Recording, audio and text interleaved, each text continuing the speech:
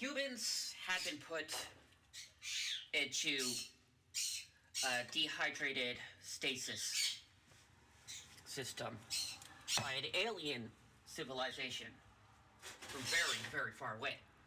They had discovered technology that allowed them to put themselves into the same kind of state. And before they had even got to Earth, they had equipped a device that would fill our atmosphere with a special neurotoxin that would put every animal and insect and fish and being, whether it was land, aquatic, or air, or lived inside the ground, into a deep hibernative sleep. And they began the process of dehydrating us. For them, getting here was instantaneous. It was not difficult for them to do. They got here in what, for them, must have been seconds. The humans, they would be fine. This neurotoxin was specifically made so that it wouldn't actually destroy cells. It merely dehydrated the body and the brain and made it so that humans would be, and other species on Earth would exist in a sort of living mummified state.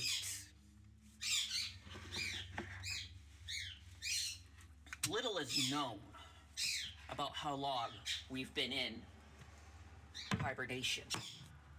It is only known that we cannot exit until whatever we are being taken to is gotten to. We know a few things because the same technology that we are in, so is that highly advanced civilization. Well, ours was specifically adapted for our abilities, our minds, and our planet, including all of our animals. We didn't know why they had taken us from our planet. They only said that our planet was no longer sustainable. It could not be sustainable because it had become infested with something, they said. Worms, baby. They didn't really give a strong, explanation to why or what. People just assumed by infection they meant worms of sorts. And we've been asleep for uncountable years. For them, getting here was a second, because when they moved through space, they dehydrate themselves. They had invented this dehydration and hydration technique, as a way of storing the mind and body of beings traveling against countless eons of light, as a chance for near immortality.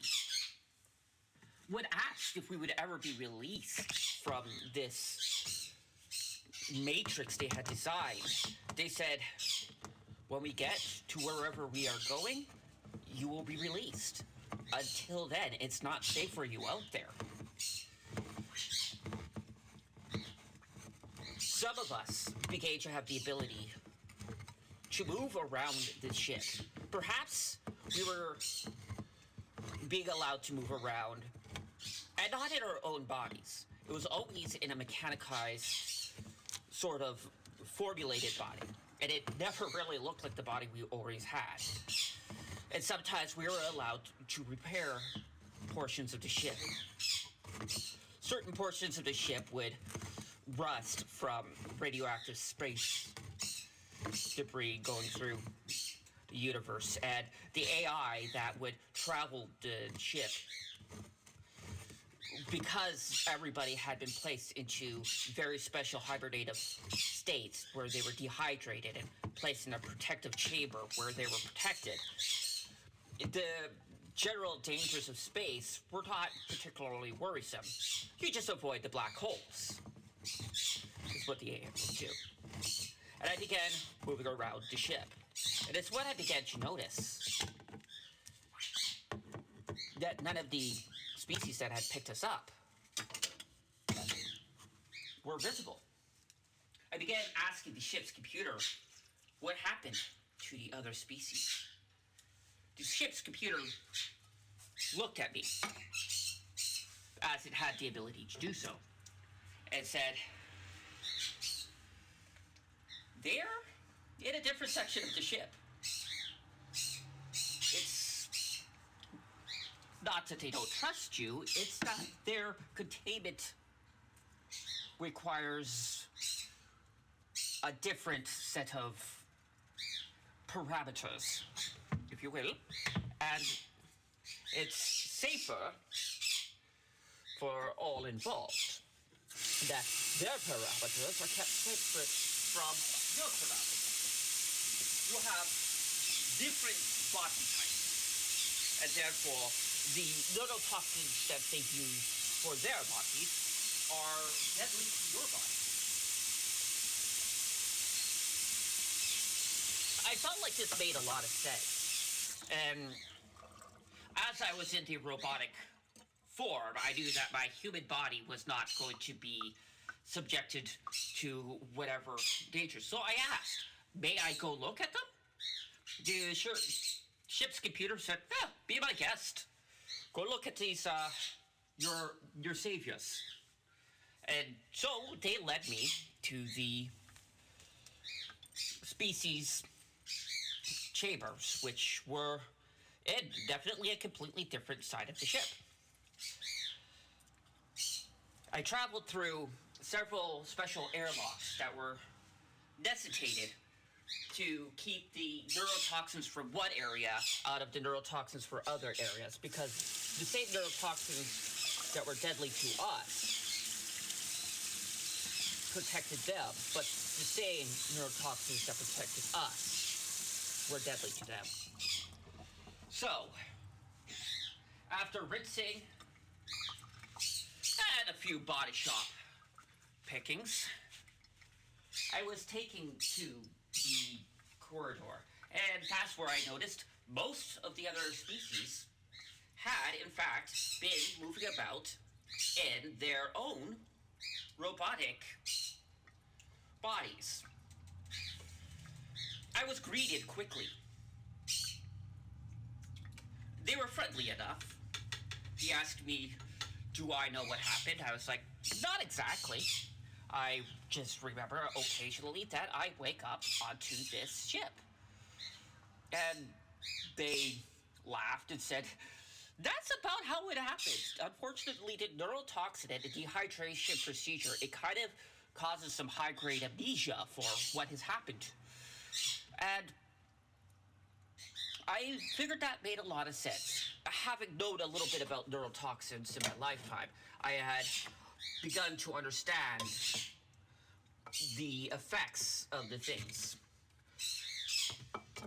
They did not share the secret of what the dehydrating neurotoxin was, but they did assure me that if I was able to exist in this form, then my body was, in fact, very, very safe.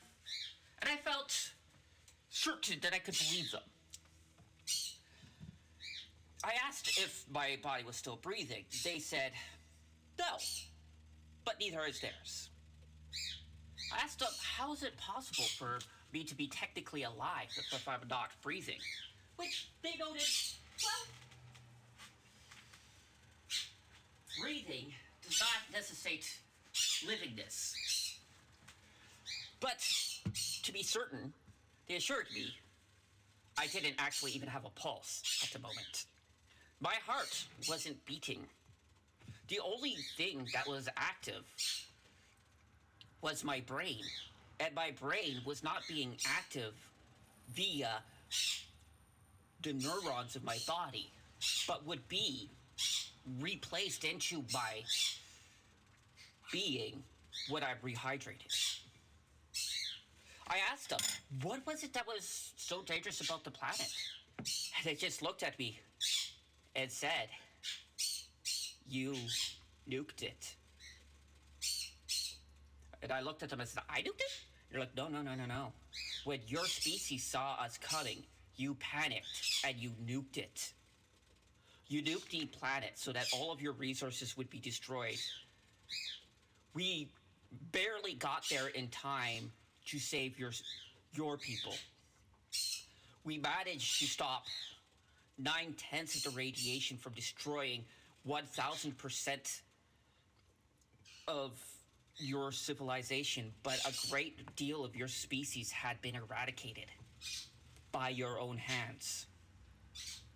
A nuclear war had developed. After two great nations had taken their trillion-year grudge match, everybody started throwing nukes to the ground. Survivors were people who were quick to get to cover, quick to find areas where the nukes weren't hitting, but we were not safe. Our planet had been effectively destroyed. 90% of the species of the planet had been extinctified, and only 10% of the human species had survived. It was only because that the alien civilization had the ability to resurrect beings that had been disintegrated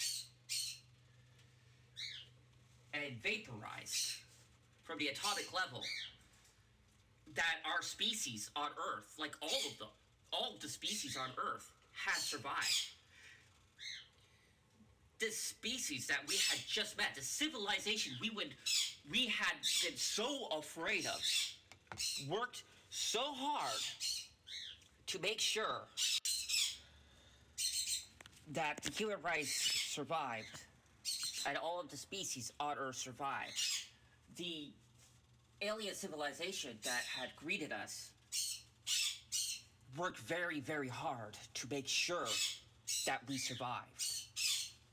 We had survived the brink of extinction because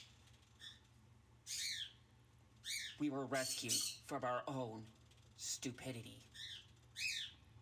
Everything that had just happened, nuclear wars breaking out, and the human species witnessing an alien civilization coming towards us, and just freaking out and pushing the nuclear holocaust to a literal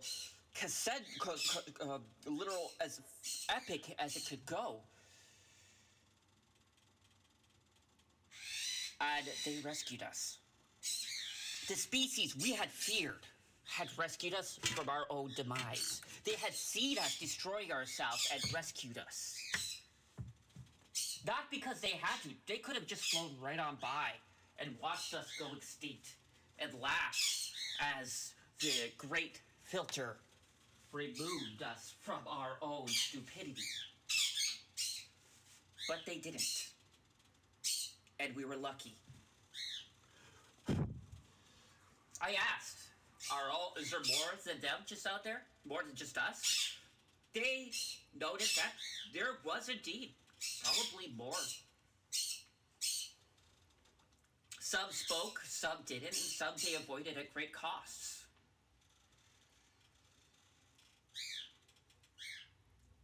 I think I understood a lot more about the universe that day.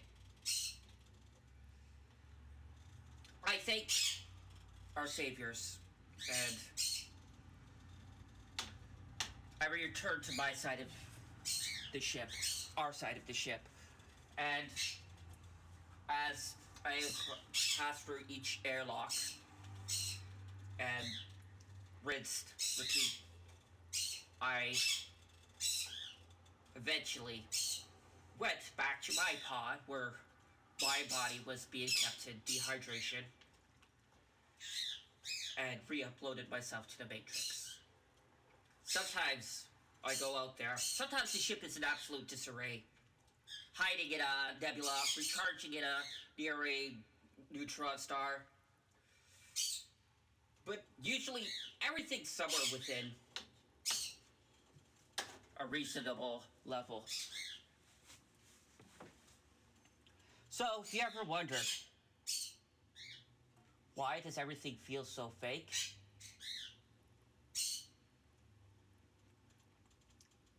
It's because we've been saved. And we are alive. We just are going somewhere else. This story is brought to you by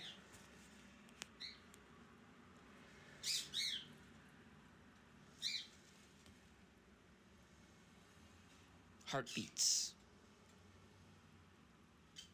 food, lunch, happiness and love.